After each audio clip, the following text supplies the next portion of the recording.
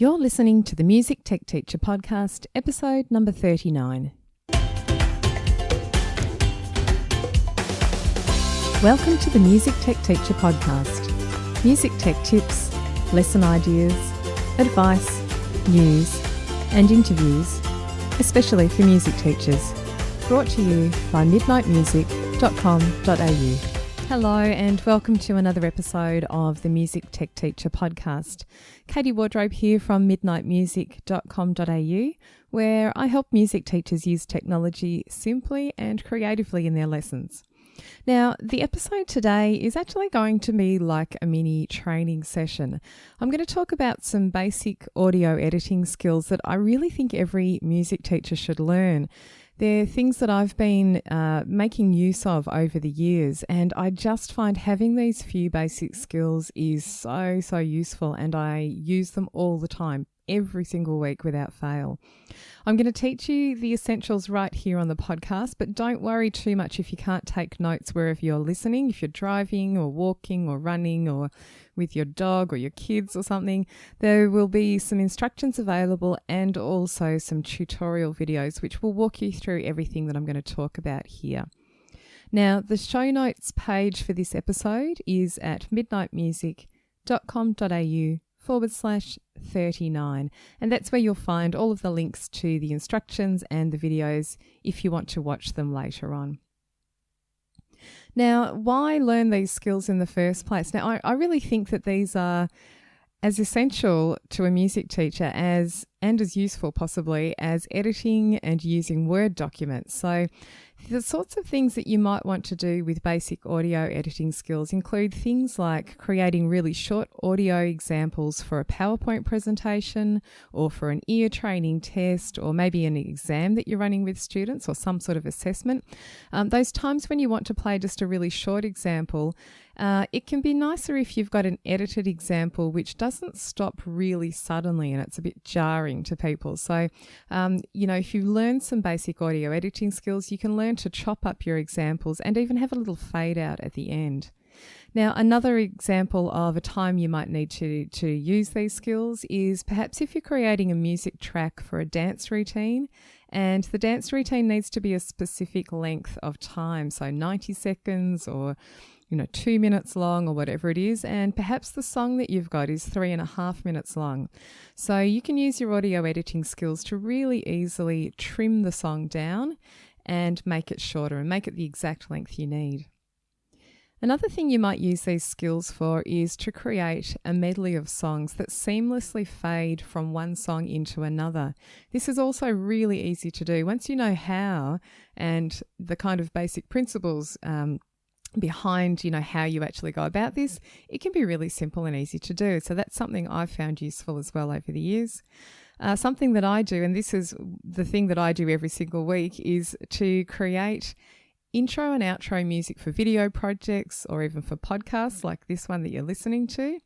That can also be a really useful, helpful thing too. Another thing is perhaps shifting the pitch of a song up or down just a little bit, maybe up a tone or a couple of tones, a semitone or so. Another example is slowing down a song so that students can practice movements or dance routines to that. So it can be nice when they're learning a song that you can slow it down and they can practice at a slower tempo, and then you can get gradually faster over time.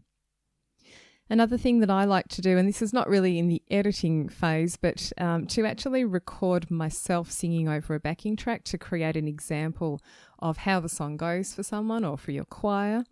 And the last one again, and this is the one that I again do every week, is to record myself speaking. So narrating a story or doing a voiceover or doing a podcast like this one. Once you've recorded yourself speaking or even singing, there might be times when you need to edit out parts of your recording. And so again, these basic audio editing skills can come into action there, where for this podcast, if I make a few mistakes, I can actually delete them. I can remove a few words here and there.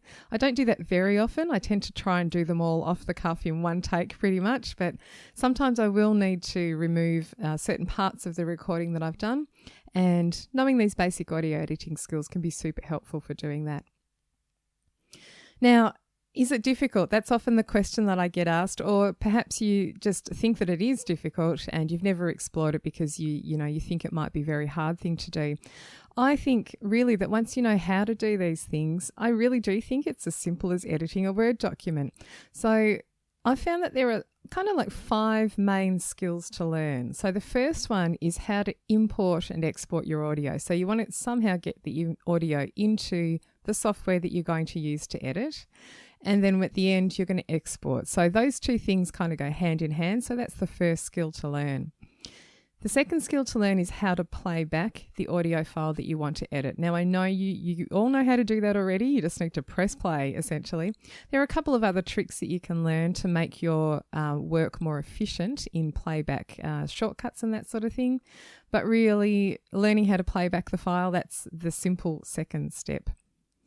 The third thing is to know how to select the audio. So if you were working in a Word document and you needed to perhaps copy some of a sentence, you would learn how to copy those words, actually select them first of all, sorry. So you would select the words and then you would go through the copying and pasting motions after that. So in audio, it's exactly the same. You just need to select a portion of the audio, and the portion might be just a big chunk at the end of a song if you just want to make it shorter, or it could be as precise as selecting exactly from the start of a chorus to the end of a chorus in a song, so that you can then do something with it, like delete it. So selecting audio is the third skill out of the 5 to learn. The fourth one is some really basic editing things like cut, copy, paste, and move audio around. So I've put them all together as one basic skill because really they're all really simple and easy. And then the last thing to learn is how to apply some kind of an effect or something. So things like transposing or changing the tempo of a piece, changing the speed of a piece, which is slightly different to changing the tempo, and creating a fade in or a fade out. All of those things are, again, quite easy to do. Now, you might be wondering which software you should use for all of these things, and realistically, any audio editing software will do all of these things. So if you've already got something that you're fairly comfortable with, you might want to explore using that. The techniques are roughly the same in all of the different programs, and actually once you've learnt how to do this in one program, you can really easy kind of work out how to do it in another one. That's what I've found over the years, is that if I cling to all the things that are similar across all the different programs, I find it's a much easier transition from one to another than worrying about all the differences between the programs. So I like to think of things in sort of basic techniques which are the same across all programs. Now, you can do these things on, you can use software to do this editing on desktop computer or iPad or another tablet device. It doesn't really matter which thing you're using. I personally do find it easiest on desktop. I just find I can be a little bit more precise than using my finger on the screen of my iPad, for instance, to do the editing. So use whatever is convenient and easy for you, whatever you're comfortable with, but perhaps just try it on desktop and see if it makes a difference if you're having trouble with doing it on iPad or a tablet device. So actual software programs that you can use. Now, there are so many.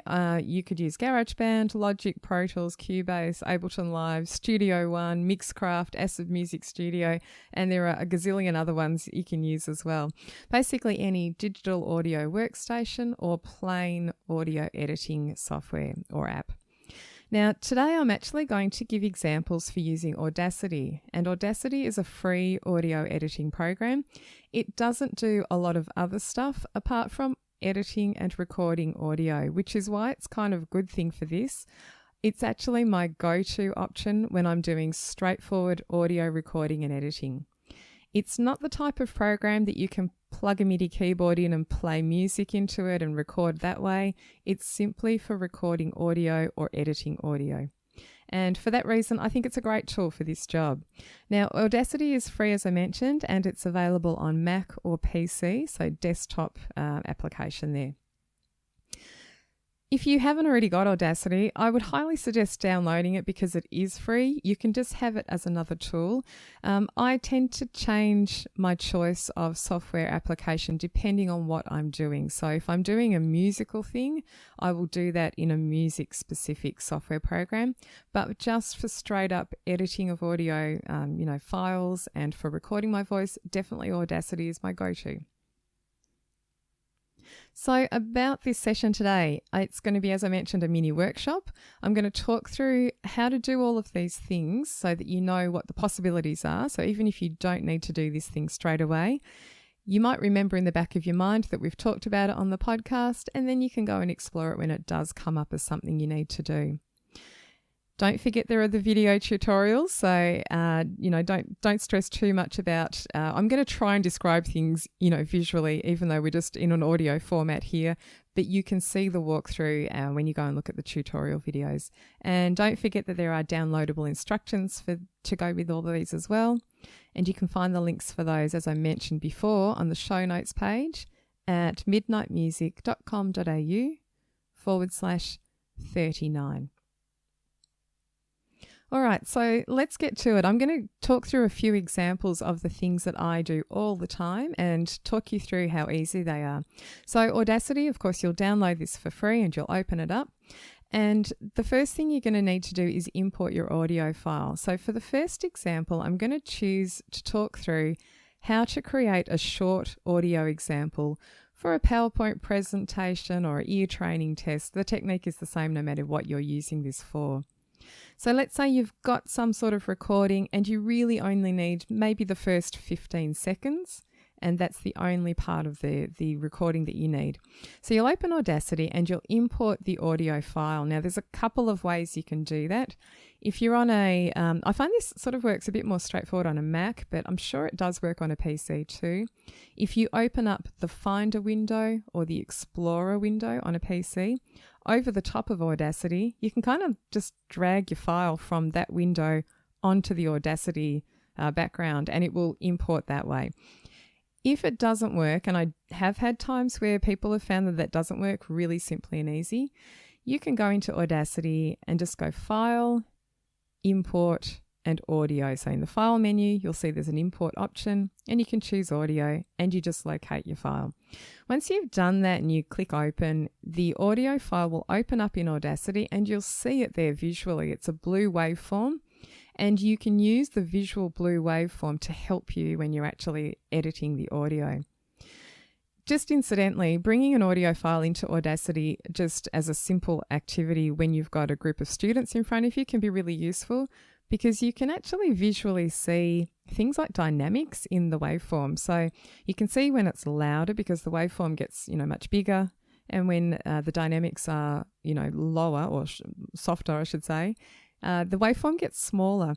I've done it just as an activity to visually show the difference between styles of music. So if you bring in, say, something by Mozart, and then also separately bring in something, say, by Lady Gaga, you can really see massive dynamic variation in the Mozart audio file and not so much in the Lady Gaga piece. It's just a really interesting activity, and it's not to say one is better than the other. It's just a big difference in stylistic genres. So that's just an incidental thing that you can do with the blue waveform. Once you've brought it in there, you need to know how to play back the file. So there's a play button at the top of the screen. You can just click on that and press play. If you want to be a little bit ninja, you can press the space bar to start and stop your playback. Now in Audacity, when you start playback, the cursor, or playback line some people call it, moves through the audio file. You can see it moving across the waveform. And so it does that as it's playing through the file. Now, when you press the space bar again to stop the playback, the cursor will return back to where you are, or where you were, I should say, where you started from. Now, it's sort of a little bit different to some programs, which once you press stop, the cursor will stop wherever you ended up. But in Audacity, it jumps back to where you started. Again, it's not a bad thing. It's just something to be aware of. So I use the spacebar to start and stop playback a lot. One thing I picked up more recently in terms of a playback trick, and I don't know how it was that I didn't learn this earlier, and I kind of feel a bit silly for not knowing it sooner, but if you use the letter X key on your keyboard, you can use that to start the cursor moving through the waveform, so your file will play back. And if you press X again, it will actually stop the cursor where you got to. Now, this for me is so much more useful when I'm editing, say, this podcast episode, because I kind of want to play through and then I hear myself say a mistake, press X again, and it stops exactly where I got to. So that's a useful tip. If you didn't know that one at all, that might make me feel a bit more, a bit more comfortable because this is one of those things I've picked up only recently, and I've been using Audacity literally for years. So there you go. Now, when you are shortening an audio example for, your test or your PowerPoint presentation or whatever it is, all you need to do is, let's say we need the beginning part of the file. Let's say you're going to just find the point at which you want to chop off the rest of the audio file. So you might get your cursor to play through the first 15 seconds, decide the point at which you want to chop off this file, and you need to then select from there all the way to the end, and you simply press delete. That's going to get rid of everything from that point to the end. Now, there's a couple of ways you can do this. So the first thing is you can just click on the waveform where you want to start the chop off point, and then you can drag your mouse all the way along to the right to select the audio that you want to get rid of.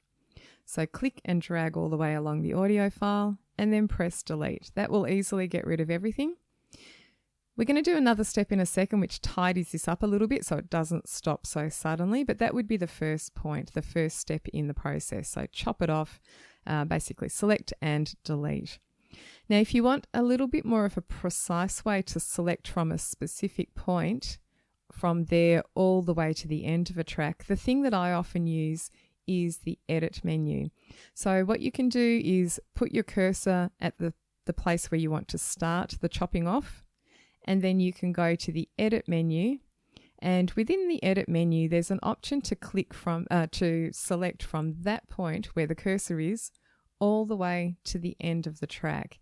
So Audacity will select it for you instead of you clicking and dragging your mouse, which can sometimes be a little bit imprecise. It's very easy to accidentally click in the wrong spot. So if you do need a specific place, that's the way I would do it. So let's say we've selected everything, we've deleted the end off the track, and we're just left with the 15 seconds or so that we need at the beginning. As I mentioned, I like to make it sound a little bit professional and add a small fade out at the chopped off point. And again, this is really easy to do. All you need to do is select a little bit of the audio at the very end of the example that you've got there.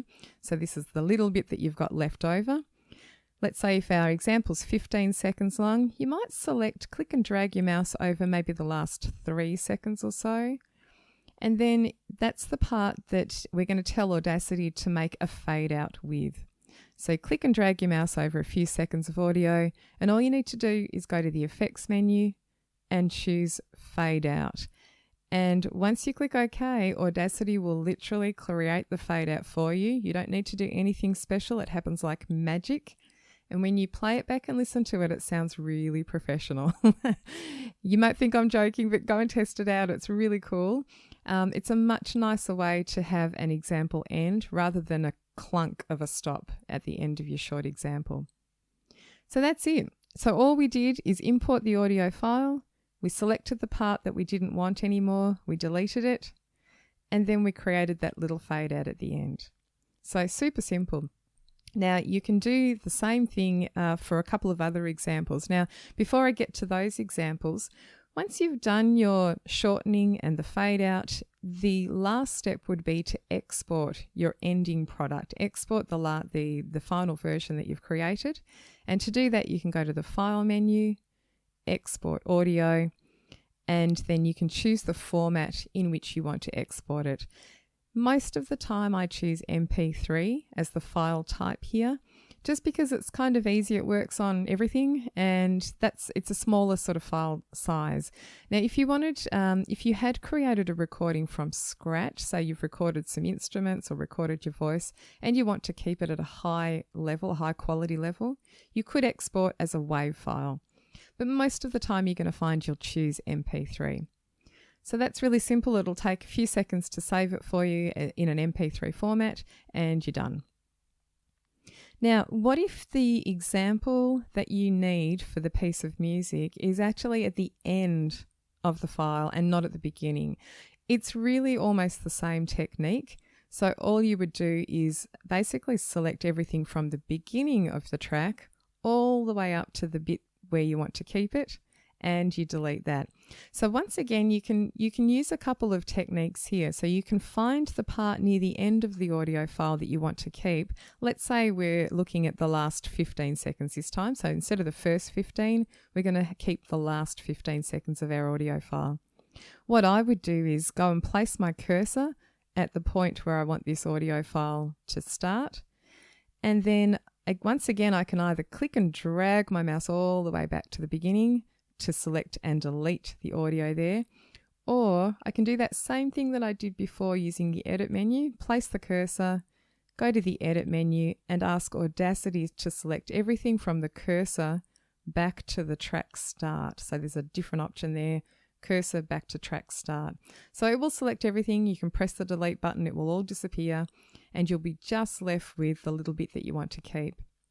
And once again, instead of the example, in this case, starting really suddenly, what you can do is select a tiny portion of the audio at the beginning of that example and go back to the effects menu, and this time choose fade in. And that will create a nice fade in at the beginning rather than it starting really suddenly. So those are two super simple things you can do, and they use the same techniques. Now, the last example of this one, where we're creating a short audio example for a PowerPoint presentation or an exam or ear training assessment or something, is what if the bit that you want's in the middle of the piece? And again, you would essentially do the same thing. You're going to select a chunk at the beginning of the audio file and delete it, select a chunk at the end and delete it, and keep the middle portion. And then you can do a fade in and a fade out on either side of the bit that you're keeping. So once again, same technique. This episode of the Music Tech Teacher podcast is brought to you by the Midnight Music Community. The Midnight Music Community is an online space for music teachers who'd like help using technology in their music lessons. There are online courses, video tutorials, lesson plans, music tech news, and professional development certificates are provided for any training that you undertake. I'm inside the community every day, personally answering members' questions and sharing tips and ideas. The best thing is that you get to connect with hundreds of other music teachers just like you and share your own experiences and occasional music tech frustrations. For more information and a special joining price just for the listeners of this podcast, visit midnightmusic.com.au/podcast offer. That's midnightmusic.com.au/podcast offer. Now, the same skills that you've learnt for this one, you can use for other things too. So if you were creating that dance routine that I mentioned earlier, the example of a dance routine number where you need it to be a specific length, you could use the same techniques to chop the end off the song that you're using. I use the same techniques also for creating short intro and outro music for videos or podcasts or, some other kind of project that you're working on. If you're doing radio shows with students, you can do the same sort of technique. Create a short example with a fade out or a fade in or both, and use those same skills there. Now, a slightly more ninja example is when you want to actually chop out the middle of a musical piece of music. That doesn't make sense at all. When you want to chop out the middle of a piece of music, and this might be actually a more precise example for that dance routine number. Sometimes if you want, say, something for a dance routine, you might want the intro of the song. You want to keep that part. You want to keep the first verse. You want to keep the chorus. And then instead of it going to the second verse and the second chorus, you might want to jump all the way to the bridge section of the song. Now, you can actually do this in Audacity, and believe it or not, you can create a cut of a section of music in the middle of a piece, which is so precise that you cannot hear that there was a cut made if you do it really well. And by really well, I mean you need to use your musical skills here to listen and select the audio at the right beat of the music. So I've done this before, and honestly, people can't tell in a workshop, when they listen to it, they can't tell that I've made the cut. You can seamlessly go from one chorus to another, and there's no blip or scratch sound or jump sound or anything in the audio track if you do it well. Essentially, it's the same kind of skills. Now, for this one, I really recommend zooming in on that blue waveform. When you've imported your audio, you can either zoom out and see sort of a global view of the piece of music, or you can zoom in to see more detail. Now, by the same token, you don't want to get too zoomed in because you can't see enough detail then, or actually the other way around, you see too much detail. So you want to be at a good level where you can kind of precisely select things. Now, when you're looking at a music audio file, you can often visually see where the beginning of sections are. If you bring in a piece of music, you can often see where the beginning of a chorus is or the beginning of a verse, because sometimes there's a build up to the beginning of the chorus, and then the chorus might kick in and more instruments come in or something, and you can often see where the downbeat is. So I use a combination of my eyes and also then my ears to select the bit that I want to get rid of. So zoom in a little bit, then you want to select the part that you want to delete. And there's a couple of really clever ways to do this. You can do it by selecting a little portion, and then once you've got a portion selected in your file, and you could just do this to start off with by clicking and dragging your mouse over the bit that you think is the right section. Now, what you can do is you can actually press play and listen to the selected portion. So this is actually the bit you're going to delete, but you can tell when you listen to the selected portion whether you've gotten from the first beat of that section to the end of that section. So it might be 8 bars or 16 bars or whatever it is. You can hear that back. Now, if you find that you haven't selected quite enough, maybe it's not quite on the downbeat at the beginning of that section, you can hover your mouse in the middle of the grey selected part and then just hover it towards the left edge of your selection, and your mouse will turn into a hand pointer. And then once you click and drag, you'll actually push your selection just to the left a little bit, and then you can listen again and see if you've got a better selection. You can fiddle around a little bit like that. That's what I do. I kind of precisely change the edge of my selection until I'm happy with it. And instead of just listening to the bit that you have selected, there's a trick that I found a few years ago now where you can actually listen to what this piece will sound like without the part that you have selected. This is called a preview cut. So what happens is you select the section. I'm going to say it's a chorus. And what you can do is press the letter C on your keyboard, just C on its own. And Audacity will play 1 second before your selection, and it will go straight into the 1 second after your selection. So it basically plays the little bit before and the little bit after your selection as if your selection has already been deleted. Now, this is awesome, totally awesome, because as soon as you press play, you'll know instantly whether you've got the cut, pretty good or not quite right. And you'll know when it's not quite right. You'll have like a slight extra beat in there, or maybe just a quaver too much, or a semi-quaver, or not even that much, even a smaller bit too much in there, or maybe too little. And you might need to push the edges of your selection out just to adjust it. So you just adjust it. It usually doesn't take me too long at all to pinpoint the exact bit that I need. And once you're happy with that, you press delete and it will take out the section that you've got selected, and it will actually join up the two bits that are remaining. So the middle bit will go and the other parts will join up instantly without you doing anything. You don't need to move the audio or anything like that. It will instantly join up. And then you play it back and see if you're happy with it.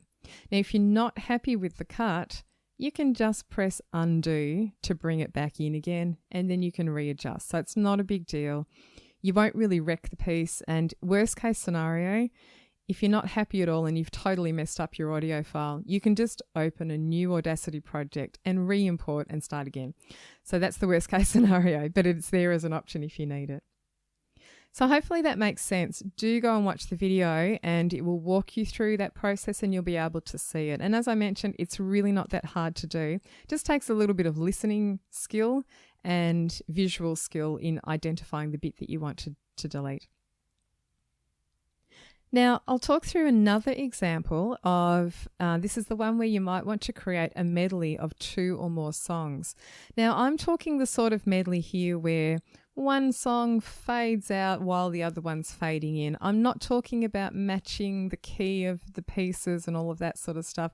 That's a more complex process. But let's just say you've got 2 songs and right as they are, you just want them to play one after the other, but you want one to fade out and one to fade in kind of seamlessly.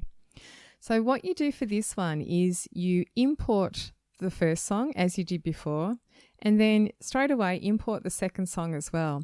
Now Audacity, by default, it dumps both of the songs right at the beginning, and that's okay because we can just move the second one along a little bit on the timeline. So it'll dump both of them at the beginning of your project. If you were to press play at this point, it will sound awful because both of the songs will play at the same time. So maybe don't do that. But what you'll do then is you're going to grab the second song, the audio file, the blue wave file, and you're going to drag it along to the right. And once again, this is really easy to do, and you can kind of see visually where you want to get it to. Now, to do this in Audacity, Audacity has a collection of tools that are your mouse cursor. So the default tool is that selection tool, the one that we used earlier. So if you click and drag your mouse along the waveform at the moment, you're not going to move that chunk of audio at all. You're just going to select it. So what you need to do is go up to the top sort of left corner of Audacity, and it's just to the right of the playback and record button. There's a little tool in the toolbox which is called, and I'm just checking, the time shift tool. And basically you click on that and then your mouse cursor changes to a double-headed arrow. Now, this double-headed arrow, once you're using this tool, anytime you click on a blue audio file or the blue waveform in Audacity, click it and drag it left or right, it will move that portion of audio along the timeline. So let's say song number 1 is 3 minutes long, and what you would do is click on song number 2 and you're going to drag it all the way along until you can see the start of song number 2 at around the 3-minute mark. Now, if you do want them to kind of overlap and fade out and in seamlessly together, I actually overlap the 2 blue waveforms slightly. So song 1 will end and song 2 is straight underneath it, and they're slightly overlapping at the end. Now, once again, it's going to sound a little bit, terrible if you play both of them at this point. But what you'll do is select the last little bit of song 1 and create that fade out that we talked about before. And then you'll select the beginning bit of song 2 and create a fade in like we talked about before. And that way, when you play them back, and you can play back and have a listen to see what the result's like, you'll see that one will fade out nicely and the other one will just fade in really nicely too. Now, that's really cool and it's super simple to use. And as I mentioned, once you've done that, you'll basically export the result and you'll end up with your medley with the 2 songs seamlessly going from one to another. All right, I'm going to talk about the last couple of things here. So the last 2 things are to be able to change things like tempo, pitch and speed of your audio file. And the final thing will be to talk through briefly recording narration or singing into Audacity, because often that's what you want to do after you've made your file or change the pitch or the tempo or the speed. So let's say we have an audio file and we want to change the tempo of this. So we want to make it slower so our dance group can actually practice to the song. So once again, you import your audio into Audacity. And then all you need to do is go up to the Effect menu and then choose Change Tempo. Now, when you do that, you'll open up a window and it gives you a few options. You can change the tempo in a couple of different ways. there is one of the options is to use a slider, and you can slide this slider down to the left to make the song go slower, or up to the right to make it go a little bit faster. And that's mostly the option that I use there. There are a few other options in that window, but just use the slider, make it a bit slower or a bit faster. You can get out of that menu, you can click OK so that it changes the tempo for you. And then you can listen to it back and see if it's the right thing that you need, and then go back in and change it again if you need to. Now, once you choose change tempo to do this, it will actually maintain the key, the pitch of your song. So changing tempo does that one. There's a second option in the effects menu. So once again, if you import your audio, go to effects menu and choose change speed, which is different. It will make the song faster and also higher, or slower and lower. So if you need to maintain the pitch, the original key, I would choose change tempo. If you want it to get faster and also the pitch to get higher, you can do a chipmunk effect here. You would use the change speed option in the effects menu. And once again, there's some things that you can choose when you open that up, and then click OK and they'll take effect. Now, separately to that, sometimes you want to change the pitch, the key of the song altogether.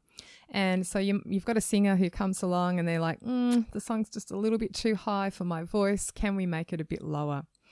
Now, this works well in Audacity. The thing that I'll warn you, though, is the further away you go from the original key, the worse it's going to sound. So if you go just a little bit, a semitone or a tone, it's going to be pretty good. The further away you go, the worse it's going to sound. So if you go too high, it's going to start sounding tinny and strange. And if you go too low, same sort of thing, but on the low end of the scale instead.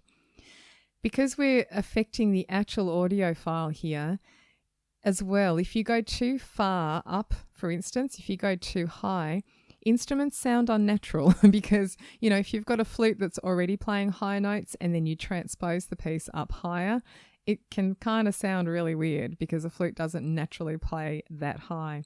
So just be warned, you just want to go maybe a little bit. And again, it's really simple to do. So again, you have your audio file in Audacity, you go to the effects menu and you choose change pitch. Now, once you've chosen change pitch, again, a little window will pop open and there are some options about how you want to change the pitch. You can drag a slider to the right or left. If you want to be more precise and plug in the number, i.e. one semitone or two semitones or so on, you can do it that way. And that's, if it's a musical piece, that's what I would do. So you'll either put 2 in to go up 2 semitones, or you might put -2 to go down 2 semitones. Once you've done that, you click OK and Audacity will transpose the piece for you. Now, when you use this option in Audacity, it changes the key in this case, but it maintains the tempo of the piece. So it won't get faster or slower. It will just change the key. Now, these things are all possible in Audacity. I have found, though, that for these 3 last things that I've mentioned, the changing tempo, pitch and speed, I actually more often use an app on my iPad to do these things. There are a couple that I've used, the Amazing Slow Downer and also AnyTune Pro, which are fantastic apps. And they do these functions really quickly and easy. So you basically open the song and you can just quickly change up or down. So if you've got an iPad or an Android device and you want to try one of those apps, I can highly recommend those. But if you want to use it, do it in Audacity, you can also still do it there. Now, the last thing I'll mention is recording singing over the top of a backing track or recording narration. So once again, I think this is just a really good, simple, basic skill to have as a musician. And once again, I found it super simple and easy and really useful to know how to do this. So the things you need to do are to use a microphone, preferably use a microphone. And you need to plug that in first and then open up Audacity. Now, I've talked a lot about microphones in the past. I won't go into microphone choices and so on, but if you plug in a microphone as opposed to using a built-in mic on your laptop or other device, you're just going to get a better result. It's more focused on the sound that you actually want to record and won't pick up the bus driving past and the dog barking and all of those other things around you. So plug the mic in first and then open up Audacity. If you don't do it in that order, you might find that Audacity does not recognize your microphone. So make sure you plug in first and then open up the software. And that's a general rule for all software, like that you would plug in an external device of some sort. Always plug the device in first and then open up the software program. Now, the next thing you need to do once you've opened up Audacity is just to look at the input device drop-down menu. That's the place where you actually tell Audacity to use the thing that you've got plugged in, because it doesn't know that bit of information yet. So you plug the mic in, but Audacity won't use it unless you specifically select it. So plug it in. There's a little input device drop-down menu, and it's just underneath the play and stop buttons, and it's got a microphone picture next to it. And then you just choose your microphone in that menu, and then you're pretty much set to go. There are some other settings that you can adjust in the preferences menu. I won't go into all of those now, but you'll know that they're there if you need to. You need to check your levels. So I would just do a quick test recording. There's even an option to click on a little spot where it's monitoring your input device. You can click there and just do a little test and have a look at the levels. You want green to be showing when you see the levels. You don't want red. Red is not so good because it's too much. The levels are too high. And if your levels are too high, you want to adjust the slider, which tells Audacity, what the level is. Adjust it to the left a little bit to reduce it, or move back from the microphone a little bit. Now, once you're kind of happy with your input level, with what it looks like, I do press record. I count to 10, something like that, and then play back what I've just recorded just to see that it's okay. And if you're happy with that, all good, you're set to go. Now, the next thing you're going to do is you can delete your little test recording just by clicking the X at the end of the track. That will get rid of the one that you've just done. And then you can press record and start afresh with your track. So if you're recording narration, a podcast, a radio show, simply press record. Audacity will automatically start a new track for you, and you can just talk through whatever it is that you need to record. Now, if you're singing, and this is particularly if you're singing over a backing track, you really need to make sure that you do one more thing before you hit the record button. And that is to plug headphones in so that the sound of the backing track does not come out of the speakers of your laptop or whatever you're recording on. You don't want the sound of the backing to come out of the speakers because it's going to be re-recorded in with your voice again, and you'll get this weird double thing, and it's terrible and bad technique and it sounds awful. You won't be happy.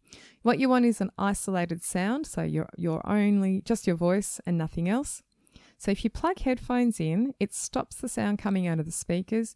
And also, as a singer, you can put the headphones on and you can hear the backing track that you need to sing along with. So that's a great option. I personally sing with one headphone ear on and one off.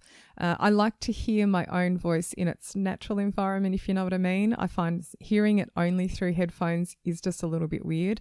So I pretty much always just have one headphone on and one headphone off, and then I get best of both worlds. So up to you. Just experiment with it, and really you can play around a lot with this stuff. Find a place where no one's listening to you so you can just have a go and practice this.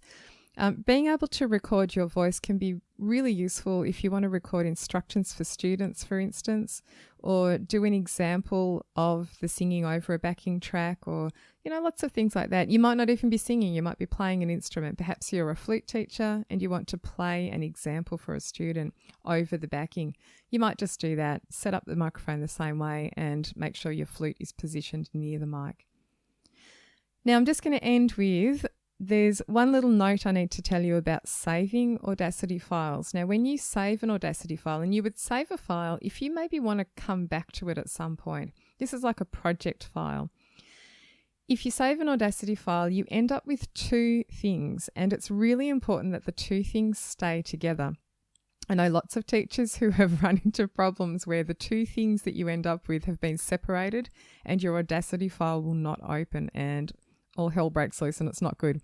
So what you end up with is the Audacity file itself, and then there's a little folder which accompanies it, and it has some stuff in it, some important data that Audacity needs to use to go with the file.